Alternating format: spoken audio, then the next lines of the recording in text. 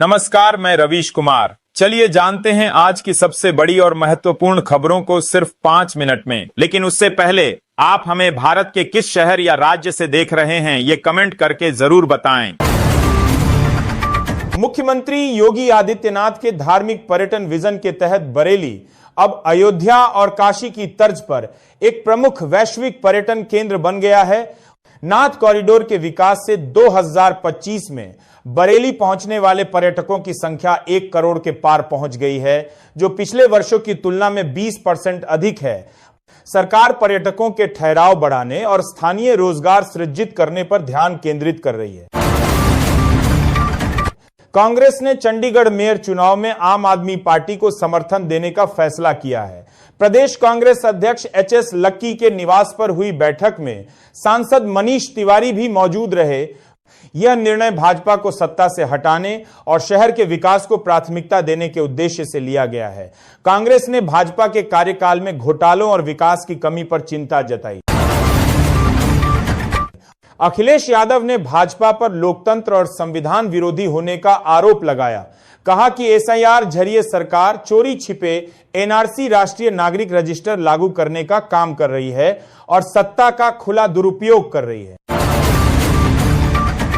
उप मुख्यमंत्री सम्राट चौधरी ने बताया कि प्रधानमंत्री मोदी ने मुख्य सचिवों के साथ बिहार की परियोजनाओं की समीक्षा की।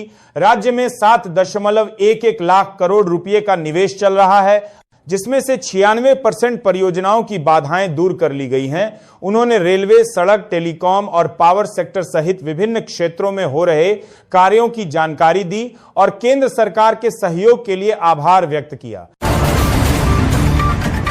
कंगना रनौत के खिलाफ मानहानि मामले में बठिंडा कोर्ट में सुनवाई हुई। यह मामला किसान आंदोलन के दौरान महेंद्र कौर पर की गई टिप्पणी से जुड़ा है। कंगना व्यक्तिगत रूप से पेश नहीं हुई। उनके वकील ने इसकी छूट मांगी। महेंद्र कौर के वकील ने 3 और गवाह पेश करने का आवेदन दिया। कोर्ट ने अगली सुनवाई 15 जनवरी को तय की, जिसमें गवाहों और निजी पेशी पर बहस होगी। हरियाणा के मुख्यमंत्री नायब सैनी ने कांग्रेस के मनरेगा आंदोलन को सिरे से खारिज किया है। उन्होंने कांग्रेस पर अपने कार्यकाल में मनरेगा में भ्रष्टाचार का आरोप लगाया। सैनी ने मोदी सरकार की वीबीजी रामजी योजना की सराहना की, जो मनरेगा की कमियों को दूर कर पारदर्शिता लाई है और रोजगार के दिन 100 से बढ़ाकर 125 किए हैं। कृषि विभाग नए किसानों को मखाना की खेती के लिए सरकारी अनुदान दे रहा है। 15 जनवरी तक बिहार कृषि ऐप या उद्यान निदेशालय की वेबसाइट पर आवेदन करें। प्रति हेक्टेयर 36,375 रुपये का अनुदान मिलेगा, जिसमें बीज और अन्य इनपुट शामिल हैं। यह योजना बिहार के 16 जिलों में लागू है, जिससे किसान 0.25 से 5 एकड़ तक लाभ उठा सकते हैं। केंद्रीय मंत्री रामदास आठवले ने एआईएमआईएम प्रमुख असदुद्दीन ओवैसी के बयान पर प्रतिक्रिया देते हुए कहा कि यदि प्रधानमंत्री नरेंद्र मोदी युद्ध चाहते तो पाकिस्तान का नामो निशान मिट गया होता। उन्होंने पहलगाम घटना के बाद ऑपरेशन सिंदूर का जिक्र किया, जिसमें 100 से अधिक आतंकी मारे गए थे। ओवैसी ने 26/11 के मास्टरमाइंड को पाकिस्तान से लाने की बात कही थी। राज्य सरकार नए वित्तीय वर्ष से बिहार के सभी जिलों में मेगा स्किल सेंटर शुरू करेगी। इन केंद्रों में युवाओं को आधुनिक तकनीकों जैसे आईटी, एआई और रोबोटिक्स में प्रशिक्षण दिया जाएगा और प्लेसमेंट की सुविधा भी मिलेगी।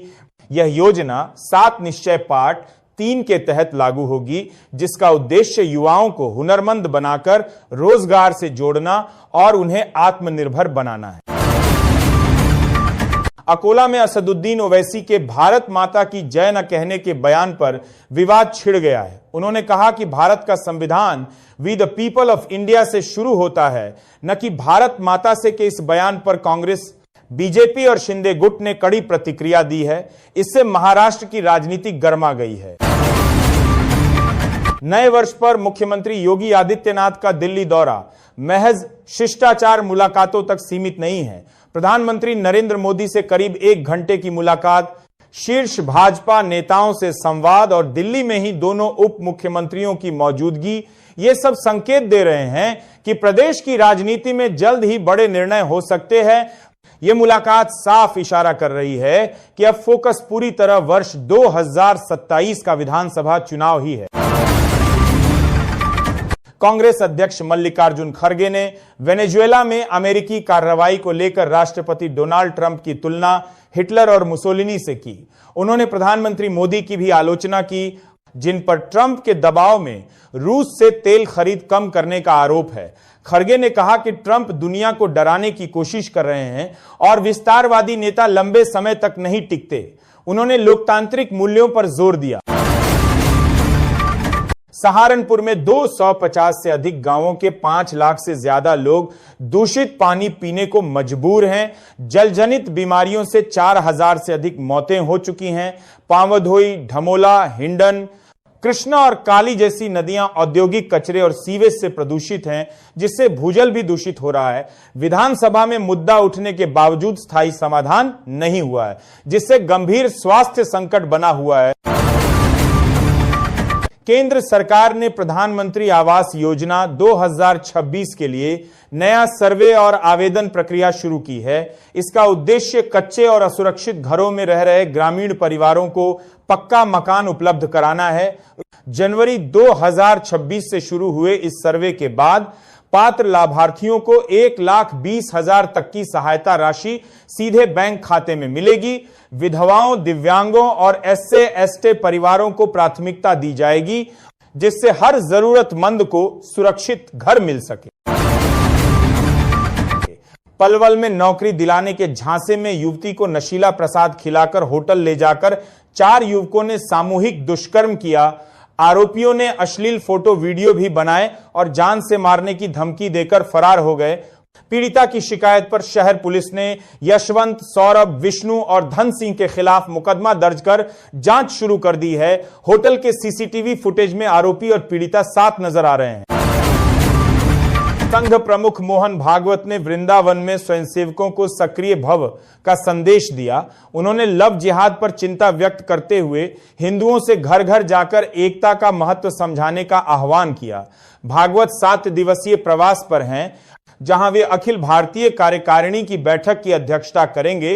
इसमें संघ के शताब्दी वर्ष समारोह की रूपरेखा और सामाजिक सद्भाव जैसे महत्वपूर्ण विषयों पर चर्चा होगी।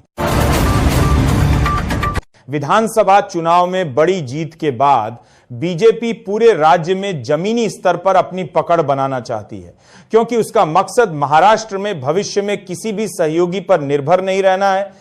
ऐसे में महायुति की सहयोगी पार्टी एनसीपी अपनी जमीन मजबूत करना चाहती है और सियासी मजबूरी की वजह से अजित पवार पुणे और पिंपरी चिंचवाड़ में भाजपा के खिलाफ मैदान में हैं और लगातार हमला बोल रहे हैं। मैंने खुद 6 बच्चे पैदा किए हैं, आपको कौन रोक रहा। नवनीत राणा के 4 बच्चे वाले बयान पर ओवैसी का पलटवार असदुद्दीन ओवैसी ने कहा कि आरएसएस प्रमुख मोहन भागवत की मौजूदगी में चंद्रबाबू नायडू 3 से ज्यादा बच्चे पैदा करने की बात करते हैं। उन्होंने तंज करते हुए कहा, करो ना भाई, कोई रोक रहा है आपको।